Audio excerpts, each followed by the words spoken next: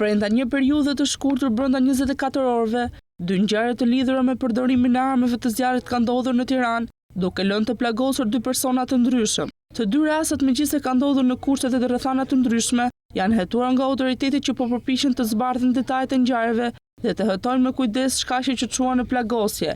I pari incident ka ndodhur në zonën e Freskut, një lagje e njohur e Tiranës ku një 48 vjeçar ka mbërritur në spital me plagë të rënda në këmbë. Policia ka njoftuar se sipas deklaratës së tij, plagosja ka ndodhur gjatë pastrimit të një arme pistolete, të cilën ai e mbante në pronësi ligjore.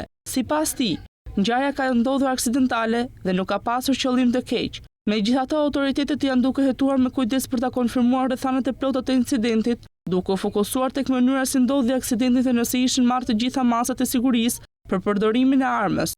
Më pak se 24 orë më vonë, një tjetër incident i ngjashëm ka ndodhur në fshatin Marikaj në Vorë. Elton Andreica, një 40 vjeçar, ka mbërritur gjithashtu në spital me plagë të rënda në këmbë. Policia ka njoftuar se ngjarja ka ndodhur brenda banesës së tij. Gjatë hetimeve, autoritetet kanë gjetur dhe sekuestruar një pushkë, të cilën personi mbante pa leje dhe ky detaj mund të jetë një element kyç në hetimin e ngjarjes. Pavarësisht dallimeve të dukshme, mes së 2 rasteve autoritetet janë të angazhuar në një hetim të thelluar për të kuptuar më mirë rrethanat që çuan në këto incidente. Policia po kryen kontroll të detajuara për të verifikuar legjitimitetin e armëve të përdorura dhe për të siguruar që të dyja ngjarjet janë trajtuar sipas ligjit.